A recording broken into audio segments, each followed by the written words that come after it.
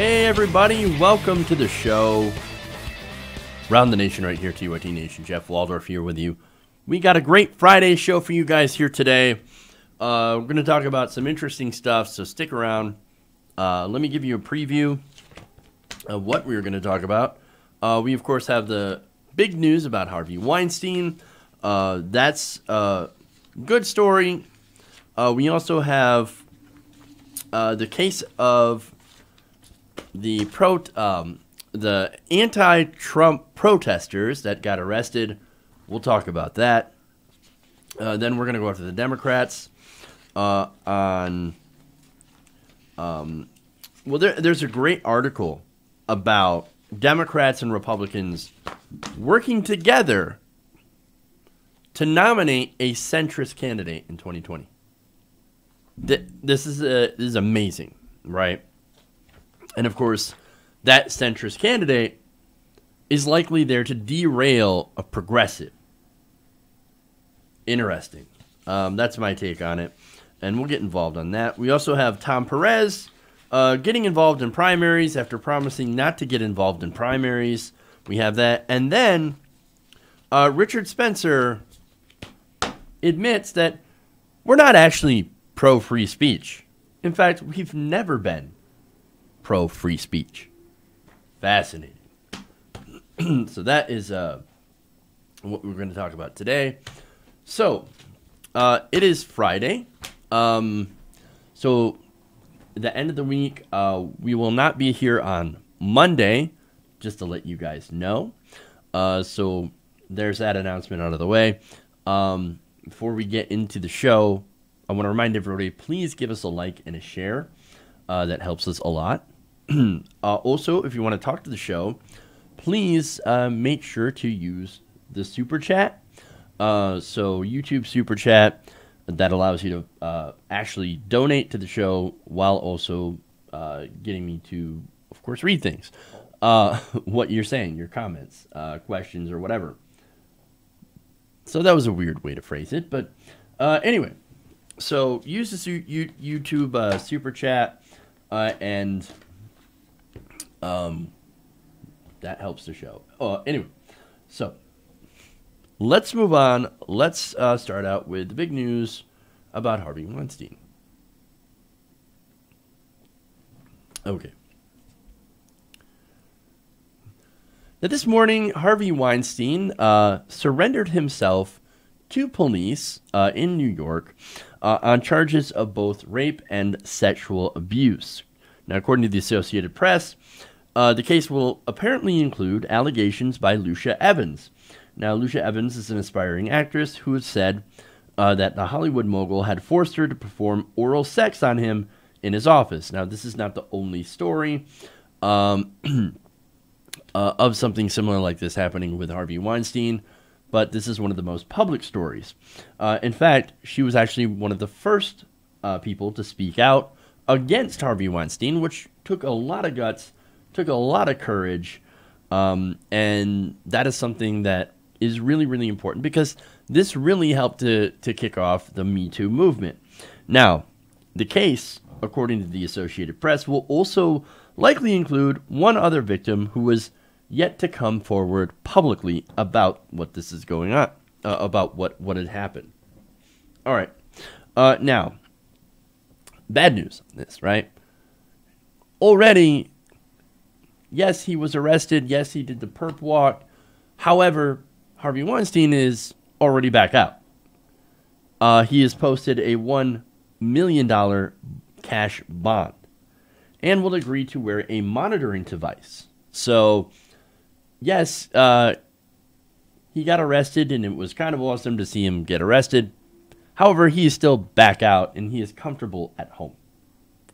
Wow. Okay. Anyway, now, look, nonetheless, it's actually a pretty big deal, right? I mean, look, you have these allegations that have followed Weinstein around for years, and they were pretty well known, and yet nobody dared to say anything. Why? Because he had so much power. So this is the power dynamic that we see play out time and time and time again. We had it with, of course, Bill Cosby. We had it with, what is it, Kevin Spacey. And now we have it with Harvey Weinstein. And actually, we've had this discussion started with the allegations against Harvey Weinstein. Now, this seems to be a pattern with men that happen to be in power. They're thinking that they have ownership of everything, including women's bodies. I mean, look, the latest target of the Me Too movement is, unfortunately, Morgan Freeman. Ooh, that one hurts. Because, look, I like Morgan Freeman. So, that sucks. Hey, man, if this is true, if he did those things, and they should be investigated, then there has to be justice. In all these cases. You know, despite the fact that you might like someone or like who they appear to be on screen, it doesn't make them immune from justice. However, also, in all these cases, we need to respect due process and to make sure that everything is investigated. In fact, earlier today, it turns out that there were allegations against George Takei. Those were false. So, in fact, the person who made those allegations actually backtracked and said, actually, no, that didn't happen. So, of course, we need to do due process and everything. Nonetheless, this is something that is really, this movement is something that's really, really important, and it's actually really good for the country, because those who have actually done these crimes, well, now they're getting called out. And now the women who did face this are starting to get some justice. Now, speaking of justice, right? According to the New York Times, prosecutors in the office of the Manhattan District Attorney, Cyrus Vance, conducted dozens of interviews in New York and elsewhere and issued hundreds of subpoenas. Now, this is after recent news that came out where originally the DA hired investigators. That same DA, Cyrus Vance, they hired people to go look into the first accuser of Harvey Weinstein. So this is a complete reversal of that. Now, an investigative grand jury will also look into other sexual assault allegations against Mr. Weinstein, as well as possible financial crimes relating to how he paid women to stay silent. People familiar with the proceedings actually said. Now, among other things, the grand jury is also delving into whether Mr. Weinstein used employees at his former production company to identify women for him to assault, to set up meetings with the women, or try to discredit them if they had complained. So that is, look, all that stuff means that Harvey Weinstein could be in a great deal of trouble. And now, in addition to the New York charges, Weinstein is also facing an LAPD investigation with 3 accusations against the producer currently in the hands of prosecutors, as well as a lawsuit filed by Ashley Judd. So, as I said before, Weinstein is in a world of hurt, and these women might actually be able to receive some justice. And that's what it's all about, really. Now, Rose McGowan said in a statement earlier today, 20 years ago, I swore that I would right this wrong. Today, we are one step closer to justice. May this give hope to all victims and survivors everywhere that are telling their truths. Asia Argento tweeted out earlier this morning, today, Harvey Weinstein will take his first step on his inevitable descent to hell. That is a very strong statement. She ended it by saying, we the women finally have real hope for justice. And I hope that she is right.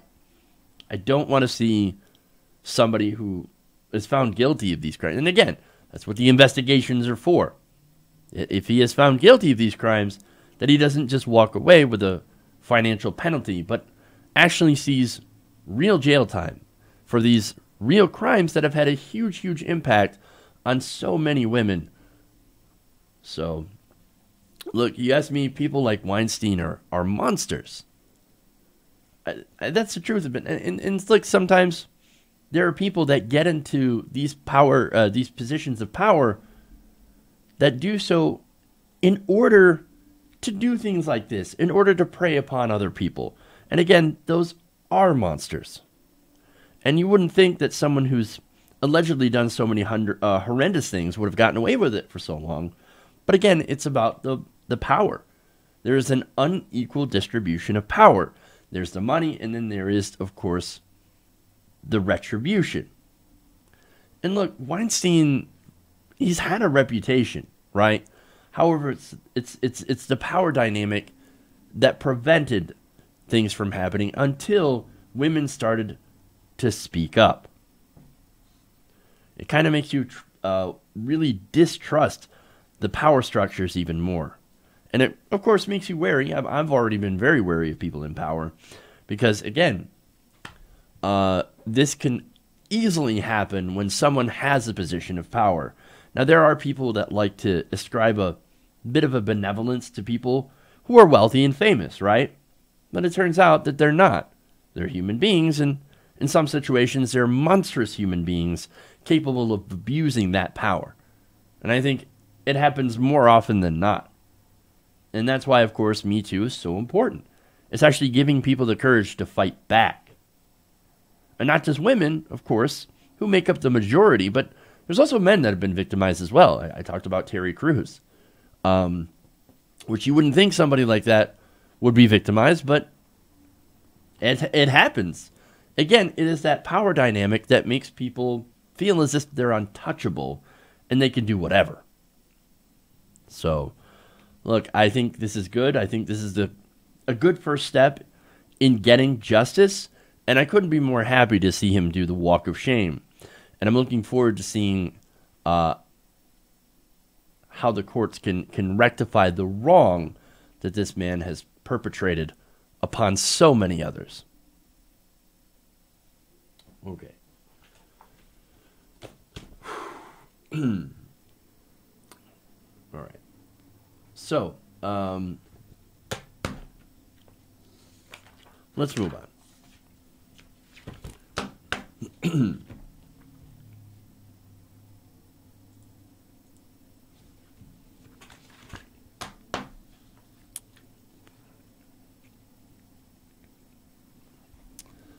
Now, the trial for the hundreds of people that are arrested during the inauguration of President Donald Trump has revealed evidence that the video obtained by the prosecution, used by the prosecution, may have been selectively edited and could end up leading to a mistrial. Now, this is some great reporting from the Daily Beast, Kelly Weil, and again, it's a fantastic story. I'm going to give you the link in the description, but first, let me give you some context. Now, back in 2017, this was, of course, the inauguration of President Trump. During that inauguration, the police did a massive arrest of protesters. Now, they charged them with conspiracy to riot and vandalism and all these terrible things, which could lead, of course, to lots and lots of prison time. Now, their evidence is that a lot of these people just happened to be wearing black and were chanting anti-capitalist slogans. Now, don't get me wrong, there was actual violence at the protest, and there were smashing of windows, and I think a limousine got smashed. Don't do that, right? Now, the thing is that police, they didn't know who was actually doing this. So they rounded up people who were wearing black. Oh, they must be Antifa, right? So they rounded up about 200 people. They penned them in with a tactic known as kettling, and then just did a massive arrest, right? In total, about over 200 people were arrested and charged. And, of course, over the last year, as the court cases moves on, a lot of those people were found to be innocent because they either weren't part of the protest or they were part of the protest but hadn't actually done anything wrong. They were just there.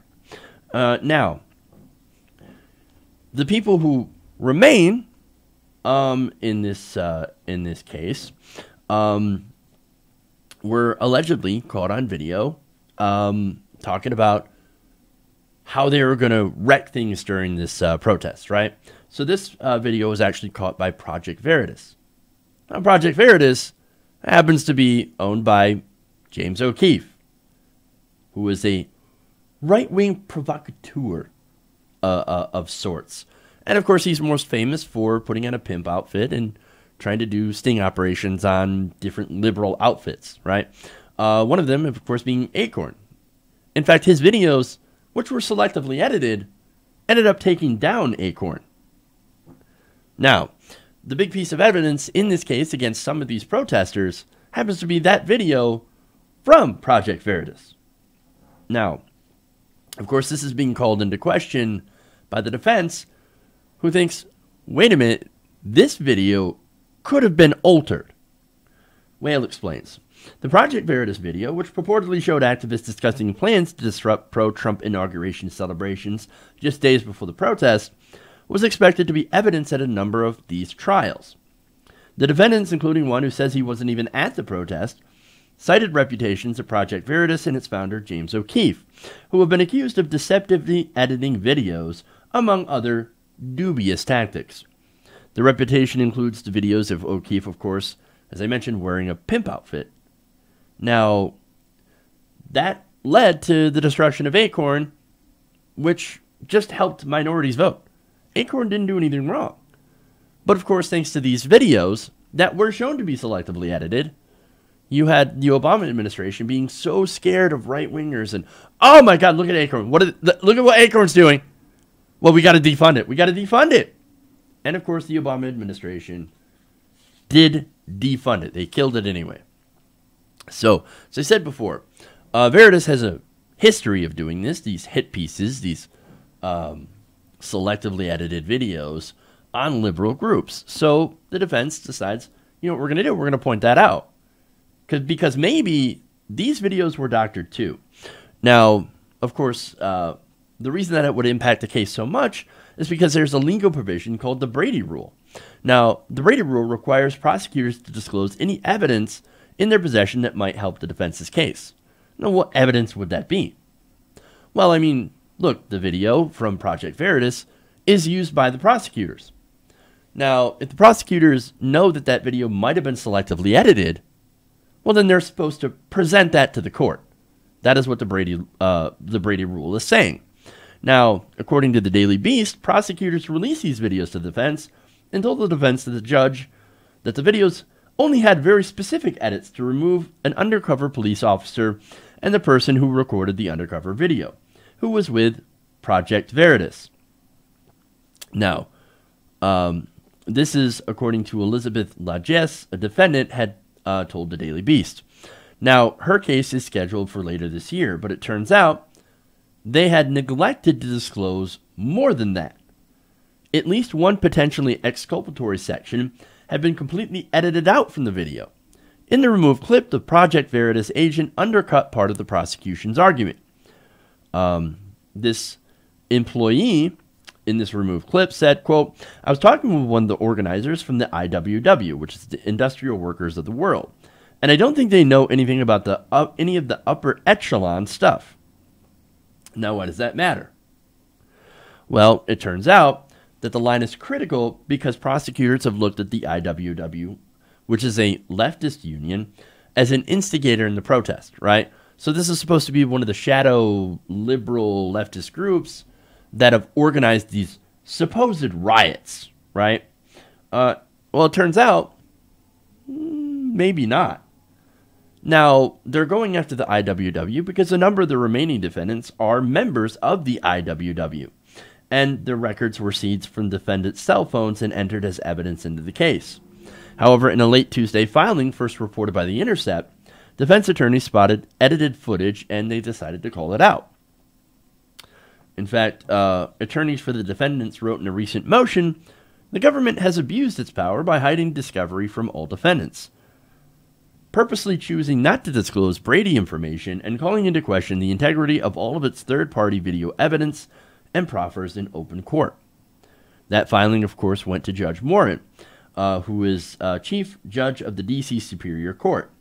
Now, Morin ruled that the prosecutors have violated the Brady Rule by repeatedly hiding the video's edits from defendants. The ruling, of course, opens up prosecution to sanctions. Now, Morin, I have to let you know, is not presiding over the case. However, he does oversee motions in the case. Now, Morin also raised the possibility of subpoenaing Project Veritas on the matter to see whether or not they had actually edited the videos and what they had taken out. So they want to see the videos in full context. Now, on Thursday, the defense asked presiding Judge Kimberly Knowles to make a Project Veritas member available for a deposition. However, the defense is worried that the video might have already done its damage. Now, they explain that the clip is problematic for the trial currently going on because they played the Project Veritas video yesterday in the trial group, according to Legesse. So now what do? Did they try to cure that by telling the jury to ignore something they'd spent a half day watching and hearing about from a witness? That's a good question. I mean, they already admitted this video into evidence. They already had people watching it. And so now we find out that it's very likely that this video was doctored, as they have been known to do, Project Veritas. So what do we do? Well, there is a good chance that there could end up being a mistrial based on this Brady ruling. Now, I hope that is the case. Project Veritas is not a trustworthy organization. It's not because they're conservative, right? No. Some conservative organizations are at least honest, right? Yes, they have a specific point of view. Yes, they have a specific bias. But evidence is evidence. Video is video. What's caught on video is caught on video, right? And if you start editing that video in order to present your own narrative, well, then that ends up being a big problem, and that's exactly what Project Veritas has been known for. So any video from them, I'm not saying it should be outright dismissed. I'm saying that it needs to be thoroughly scrutinized, especially considering the gravity of the charges and of the situation. So I'm just saying, I hope the judge takes that into account. I hope there is a mistrial, and I hope the actual evidence. Because, look, I don't want people who did smash into cars and did do actual violence. Well, I don't want them to get away with that. But what I do, I want to be able to find the people who didn't do these things and make sure they didn't get caught up in this trap because of Project Veritas, because of a right-wing smear campaign. I just want to make sure that the truth lies where it lies and actually let the courts do what they're supposed to do. Punish people who are actually guilty. Okay. So here's what I'm going to do. I'm going to take a quick break. We'll come back. We've got more stories, so I'm going to get to that centrist story, which is going to infuriate you. We'll come back, and then we got more. So stay right here. Make sure to use the super chat, like and share if you haven't already, and we'll be back right after this break.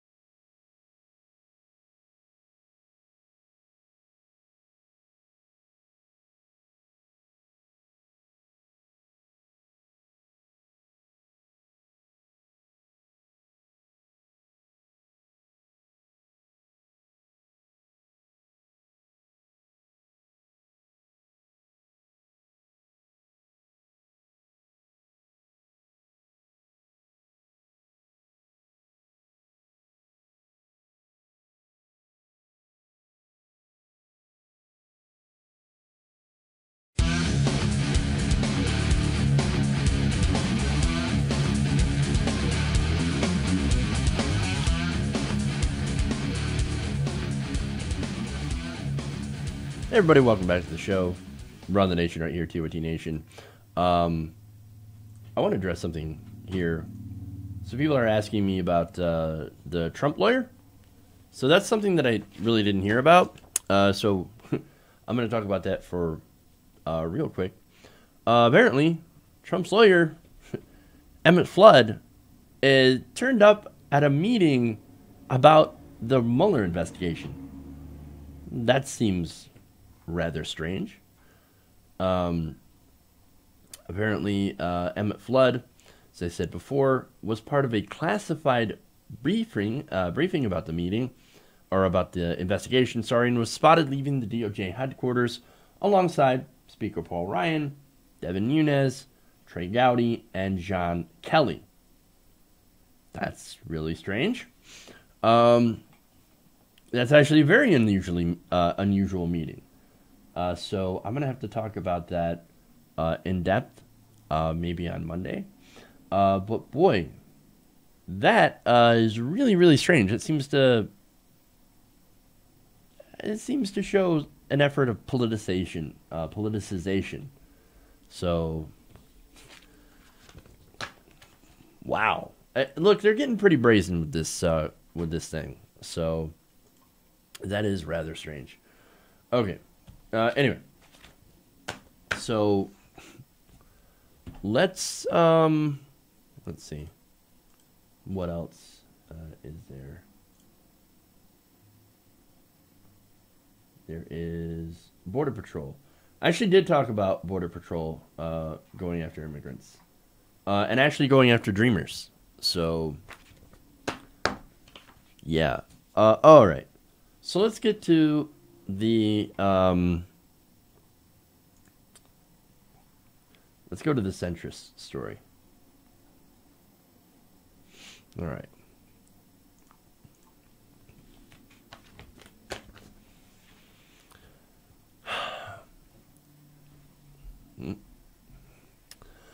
Now, progressives keep pointing out that the Democratic establishment would rather work with Republicans than back a progressive in elections, specifically 2020.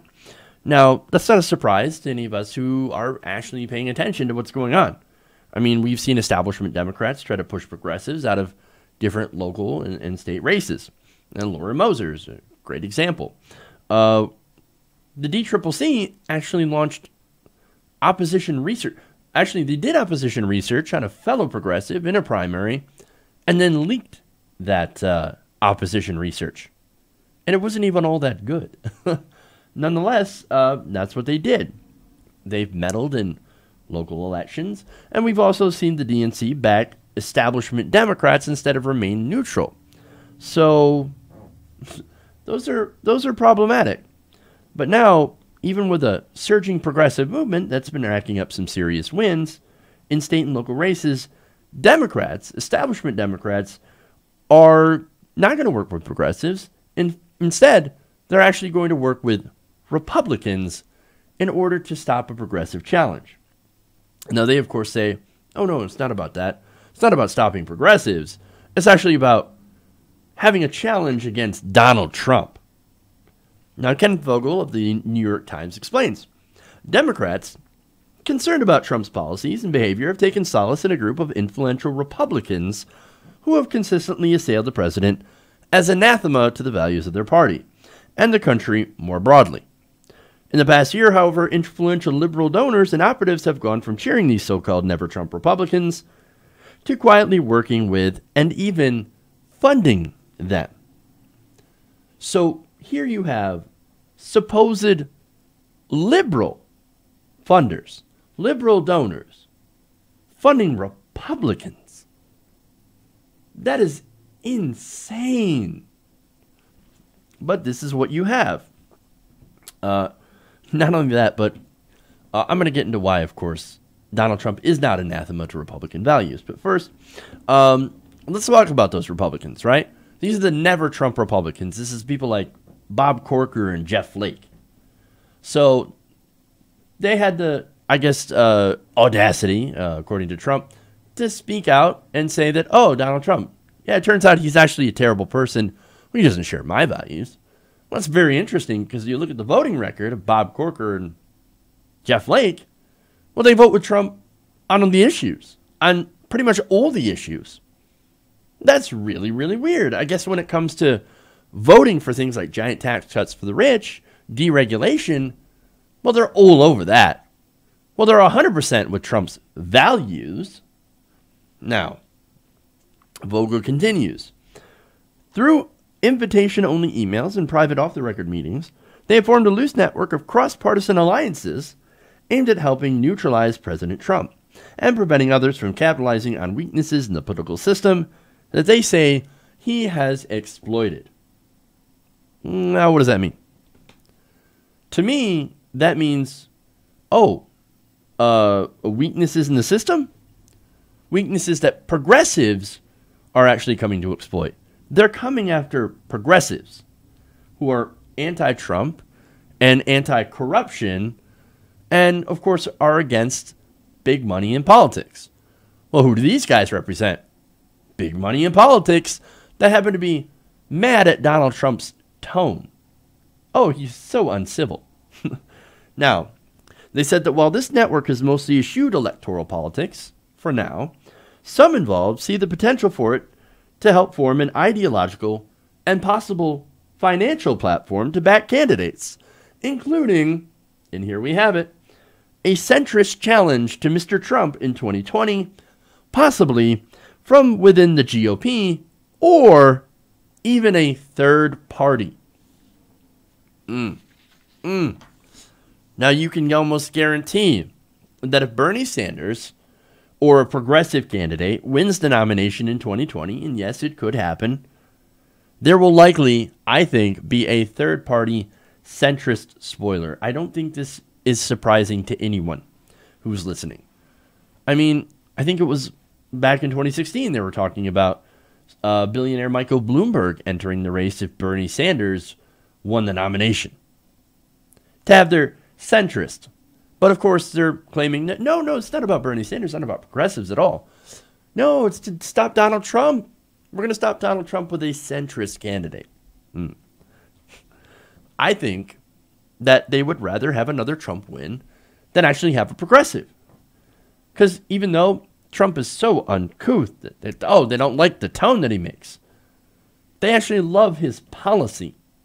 And they vote for his policy every single time. Now, let me, I want to show you who is involved in this network, right? Now, the network composed of overlapping groups led by Democrats, such as donor Rachel Pritzker, and several veteran Obama administration officials, as well as leading never-Trump Republicans like Evan Mullen, Mindy Finn, and Bill Kristol. Aims to chart a middle path between a Republican base falling in line with Mr. Trump and a liberal resistance trying to pull the Democratic Party left. Now, of course, you have, Rachel Pritzker. Now, Rachel Pritzker is related to Clinton mega donor J.B. Pritzker.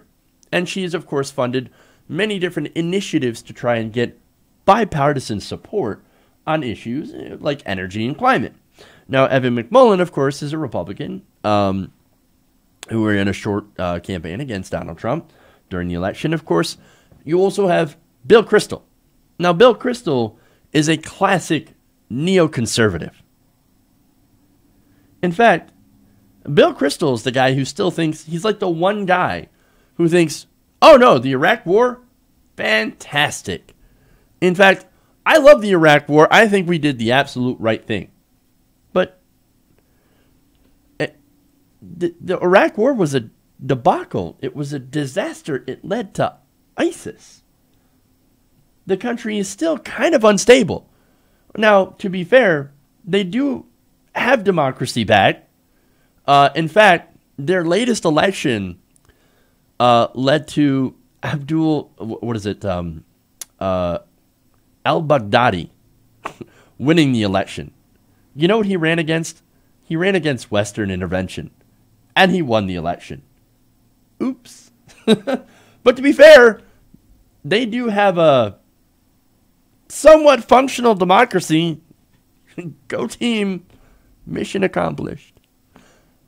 Abu al-Baghdadi, who was the head of the, Mahdi army in Iraq that fought our troops, our soldiers. So now he's an elected official. Way to go. And of course, Bill Kristol looks at that and says, victory. What are you talking about? This was a fantastic idea. And there's your alliance.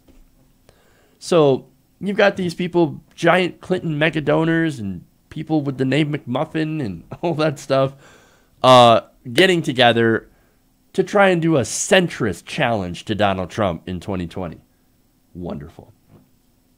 Look, their main backer is actually think tanks, right? So you have these sort of centrist think tanks. In fact, you have the Niskanen Center, right?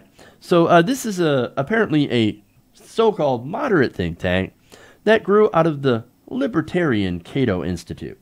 Now, the leader of that, Jerry Taylor, said this, quote, "If you're a Republican who is concerned about the health of the liberal order and alarmed over the destruction of the norms of the American democracy, there's no reason you shouldn't be willing to work with a Democrat who is equally concerned about those same matters." Now, of course, that might sound reasonable, right? But here's the problem. Donald Trump is not an aberration. He is the logical extension, the logical evolution of modern Republican politics. Everything led to Donald Trump. This is the logical end, right? And look, I've said this before. Donald Trump is a Fox News president. What is Fox News? Fox News is the extension, is the propaganda arm of the Republican Party. Millions and millions of Republicans tune into Fox News. They get their daily dose of propaganda from that network. And of course, as a result, millions and millions of people think like Donald Trump.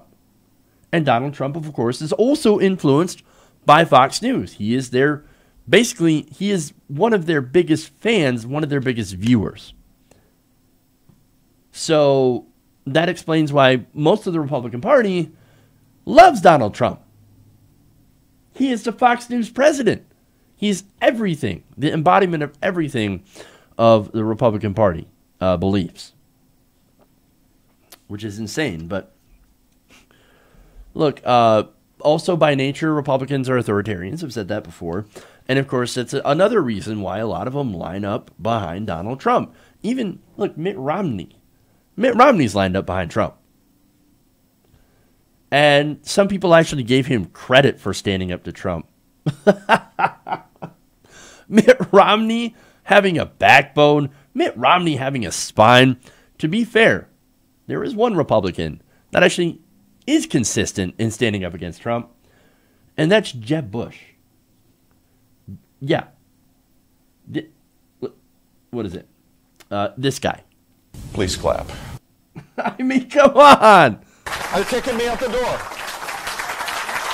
You're kicking me out the door. The guy that actually got kicked out of his own speech at the Rotary Club, it has more of a backbone against Donald Trump than Mitt Romney, than most of these other Republicans.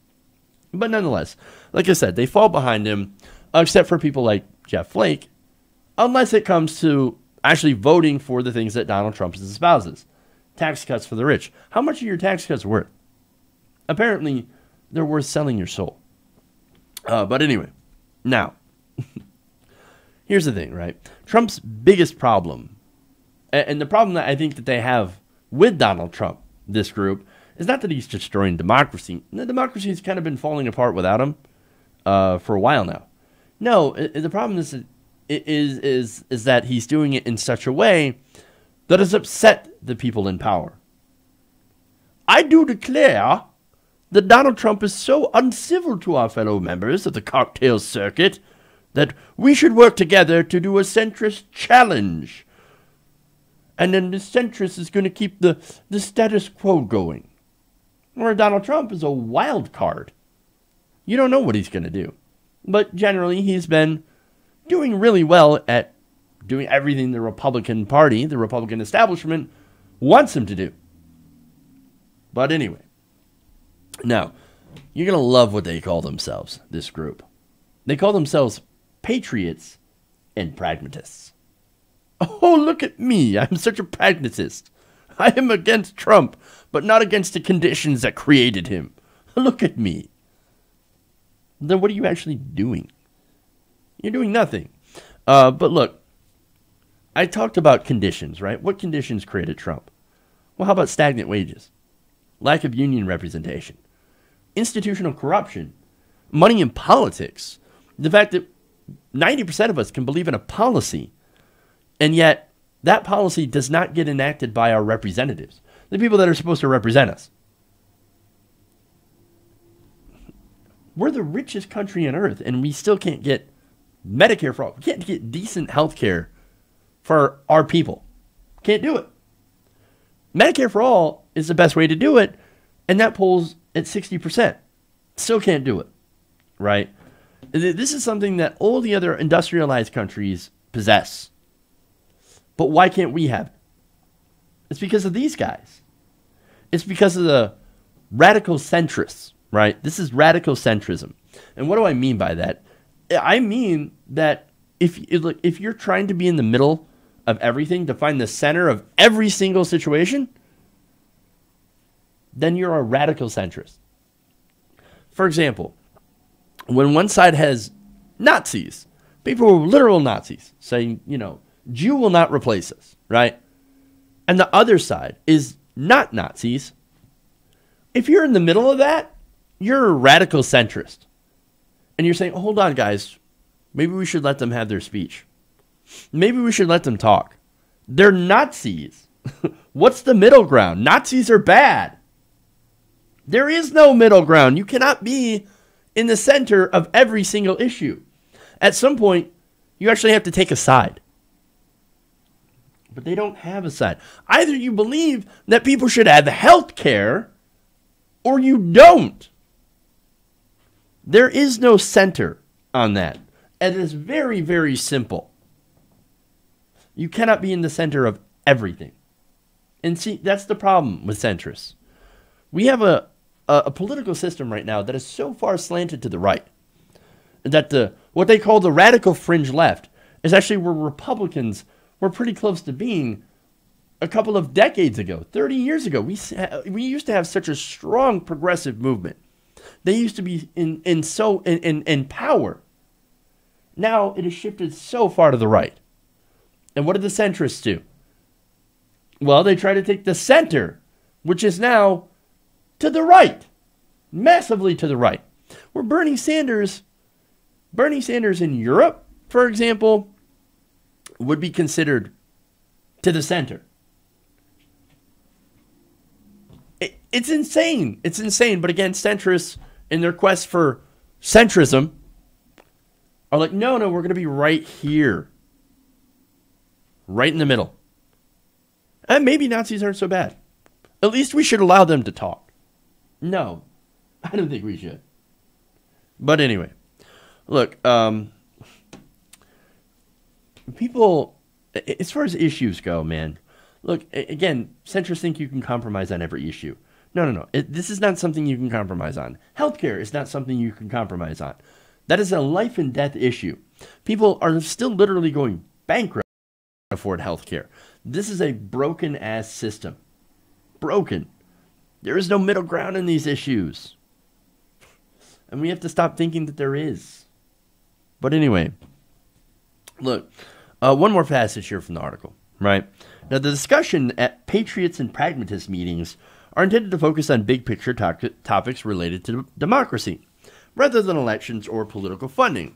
Nonetheless, some see this coalition as having the potential to bring the same kind of financial firepower to an anti-Trump centrist movement as the Democracy Alliance has brought to the left. Now, the reason that I highlighted that is actually because I thought this was interesting. Now, they talk about democracy, right? Well, recently a study came out about centrists in both America and Europe actually being the most skeptical of democracy and more willing to help an authoritarian gain power if it leads to certain stability. Now, of course, the authoritarian isn't a right-wing authoritarian.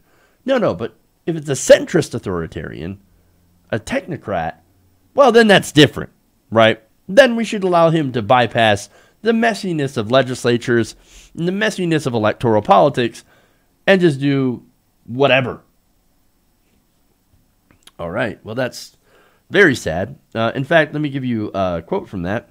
Survey conducted by researcher David Adler found evidence of a substantial support for a strong leader who ignores the country's legislature, particularly among centrists.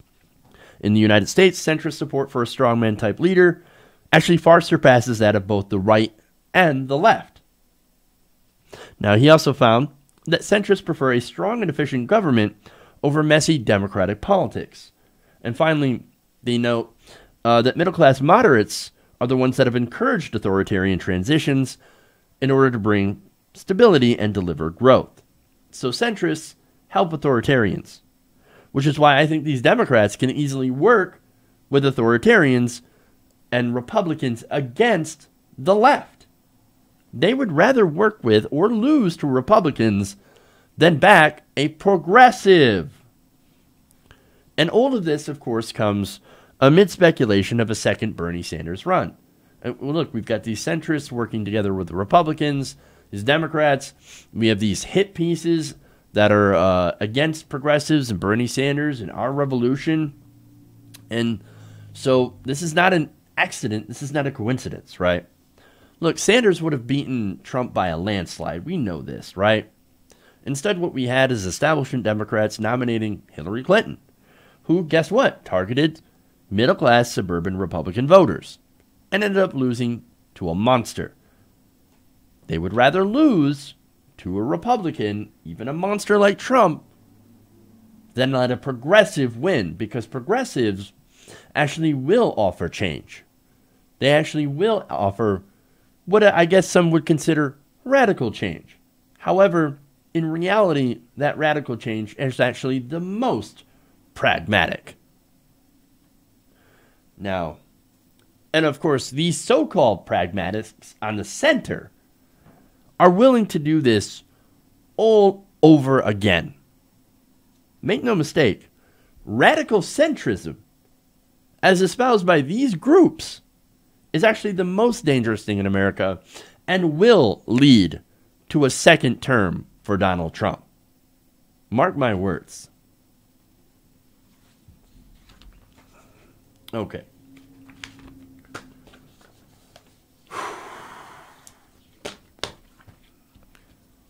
Let's go to Tom Perez. First, I do want to read a super chat here from Alex Robbie.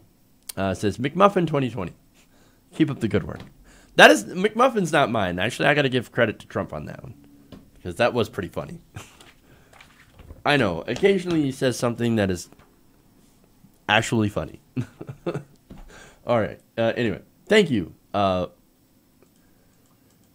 you, Alex. That goes, of course, to support the show. So I appreciate it.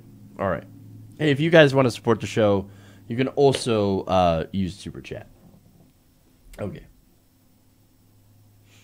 Moving on.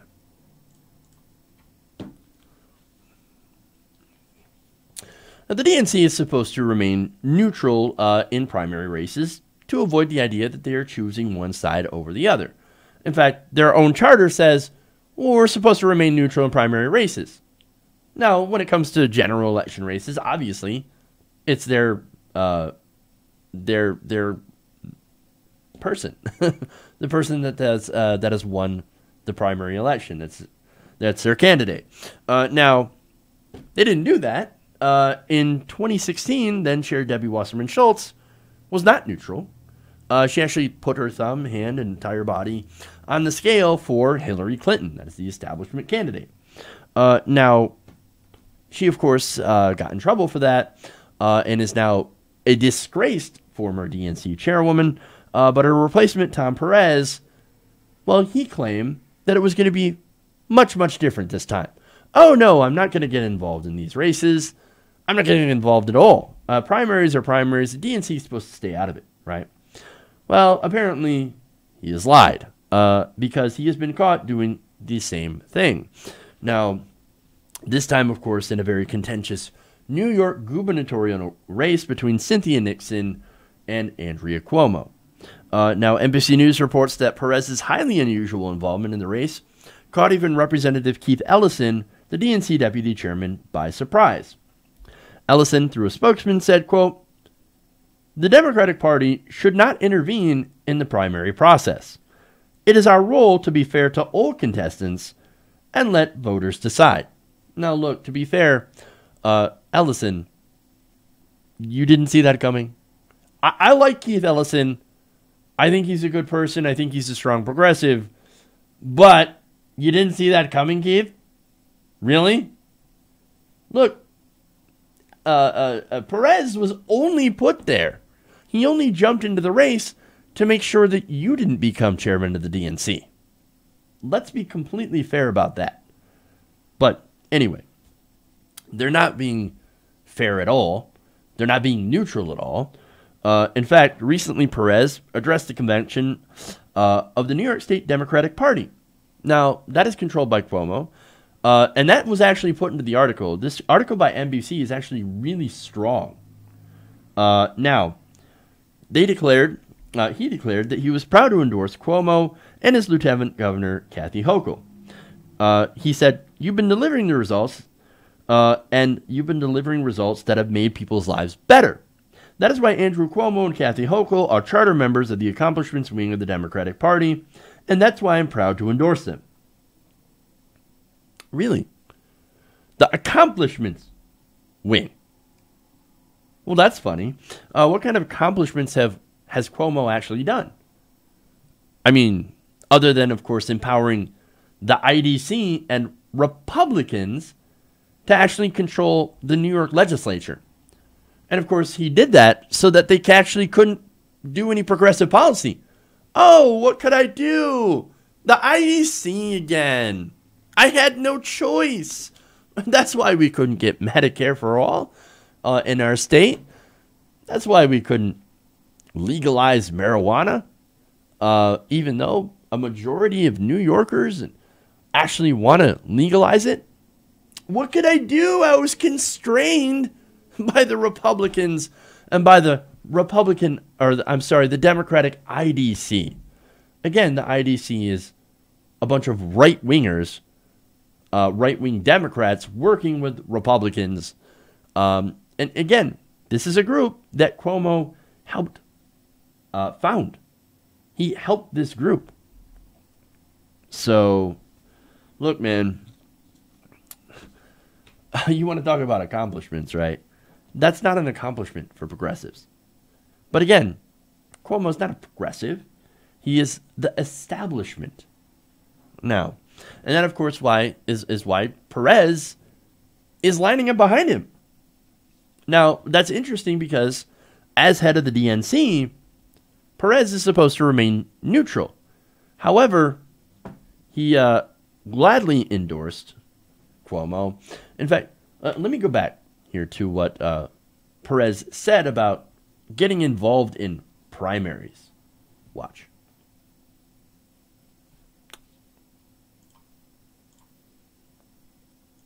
You know, when you in fact or in perception are trying to put the thumb on the scale in a spirited primary, that can undermine public confidence in us, and that's why we've been neutral. That's why Andrew Cuomo and Kathy Hochul are charter members of the accomplishments wing of the Democratic Party, and that's why I'm proud to endorse them. Oops. No, I'm not going to get involved in races at all. Look, again, the establishment hates progressives, right?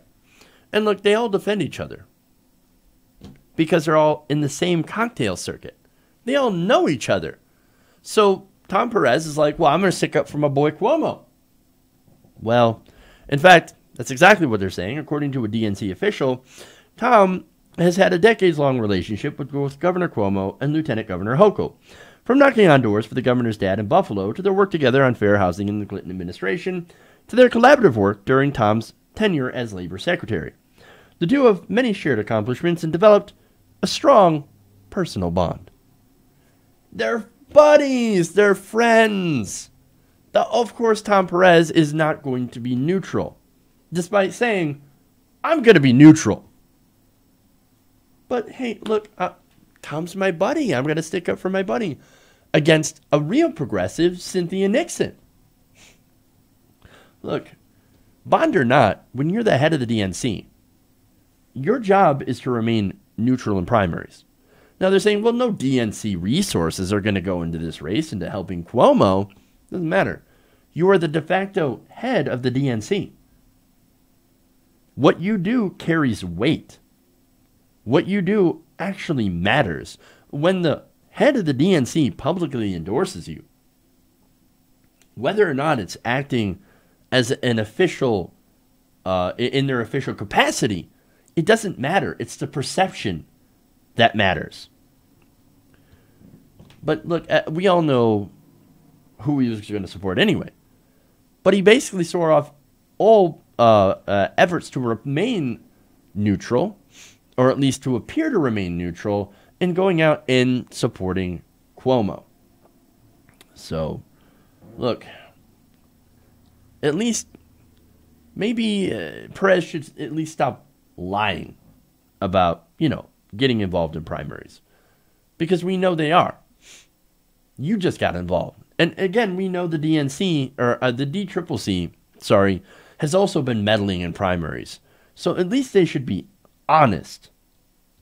You are the establishment, and you despise progressives, and you would rather have Republicans win than progressives get into power. That's what you believe. At least own it. Okay. All right.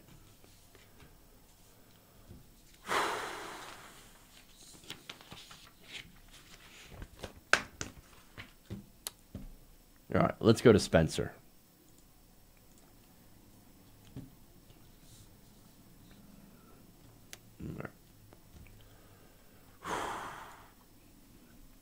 Now, many in the alt-right claim to be big fans of the First Amendment. I mean, of course, they get mad every time that somebody interrupts them at a college campus or doesn't allow them to speak, right? Now, how dare you violate my free speech? But free speech, I'm being oppressed. I'm being oppressed. Stop it, you cucks. You're coming after me. Well, okay, you seem to not understand what free speech is. But whatever. You also probably don't understand what a cuck is. But, okay. So the question is, are they really for free speech? Again, they don't seem to be in favor of actual free speech. I mean, for example, you could make an argument that the recent NFL decision is a violation of at least free expression, which is pretty close to free speech. And even, look, you could say that the president's involvement does raise a legitimate First Amendment issue. So are we seeing anything from these supposed free speech warriors about this? About the First Amendment? Not necessarily. So are they for free speech? I wouldn't think so. And apparently there is one person inside the alt-right movement that agrees with me. He just happens to be named Richard Spencer. Now, last month in a episode of the podcast affiliated with the now defunct altright.com, co-host Gregory Conte, who works as director of operations at Spencer's National Policy Institute, was speaking with Spencer about possible government regulation of social media in response to tech companies suspending alt-right activists from social media platforms. So they're suspending people, or they were suspending people who are alt-right from Facebook. And these guys decided to talk about, well, do we need the government to come in and say that you can't do that? Well, Conte thought, or said that he thought that the alt-right would favor government regulation of speech in the short term, however, seemed uncertain about what the alt-right would support long term. Now, here is a little piece of that conversation. But as far as government regulation, I mean, yes, I think in the short term we would favor government regulation of speech, but long term, are we even pro-free speech? No, of course not. But we have to use this platform in order. So we're being radically honest here. And, yes, yeah. Radically pragmatic. Yes. Are we in favor of free speech? No, not really. We're just using it. We have to be radically pragmatic. What does that even mean? Well, it means is that basically they're just using this argument. They're hiding behind free speech in order to go after the libs. So not only that, but of course they use this free speech argument in order to raise their own profiles and to spread ideas that are absolutely dangerous. Now remember, Richard Spencer, he's like, well, I'm not a white supremacist. Well, I'm a white nationalist. So that means he's for a white ethno-state. Now, why would you want to set up a white ethno-state? Maybe it's because you feel superior to black and brown people and you don't want to have to associate with them. That would seem to be kind of racist to me, but okay, whatever. Definitions, right? But anyway, they use this argument of free speech. Oh, I have the right to say whatever I want. I'm a big defender of free speech. I have free speech and I defend everybody's free speech, right? And then they use the idea that they are free thinkers. Well, they use both of those to get into mainstream politics. And then when somebody challenges them and their horrific ideas, whether it be in a college campus or not, or says that we don't want to, or college decides we don't want to cover your security and pay exorbitant amounts for you just to come and speak to two people or to sit there and just basically rile up everybody at the college campus. Well, then they accuse the college campus of not being in favor of free speech.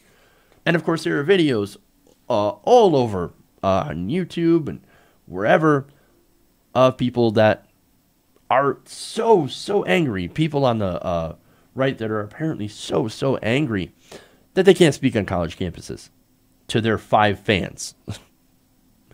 Okay, look, on that issue, I don't care if you speak at a college campus. Go ahead. Look, for me, if I were... my advice is basically, okay, let them talk. Let them go talk in the corner where there are 5 people, and I would hold my own speech at the same time. Let's see whose speech gets frequented more. Let's see who shows up. But anyway, look, the whole thing is really just classic projection. I mean, you heard it here, right? You heard it from his own lips. This isn't about free speech. It's about pragmatism. It's a pragmatic move. Now, this move is, again, to elevate themselves and to shut down dissent. That dissent, of course, is from the left wing. If it means using the government, which is now under the control of the right wing, Donald Trump, if they shut down left-wing speech, or if they shut down the press, who they view as too liberal, which in reality, they're not even close to being liberal. There is no liberal press. They're okay with that. Well, if it's speech I don't agree with, then we can shut it down. We can use the government to shut down your free speech. And you know what? That's exactly what they've always wanted to do. Fascists will always try to shut down speech that is left-wing. They will try to shut down left-wing dissent. Because fascism and free speech are completely incompatible with each other. And if you are not actually in favor of free speech and defending all speech, no matter where it comes from, well then, what are you?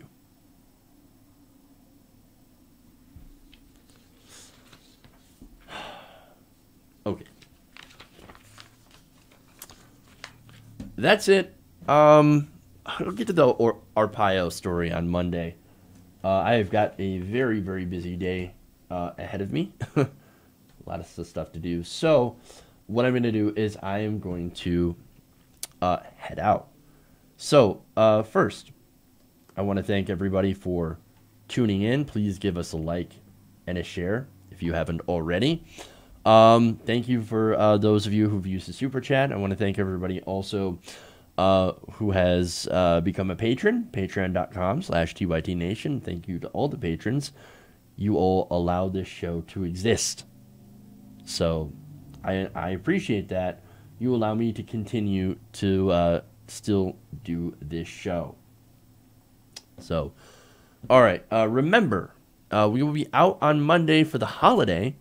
So, guys, remember to have a good weekend. Enjoy the holiday. Be safe, as always. Love you guys. And remember, change begins with you. Good night, TYT Nation. You have an amazing weekend. We'll see you guys on Tuesday.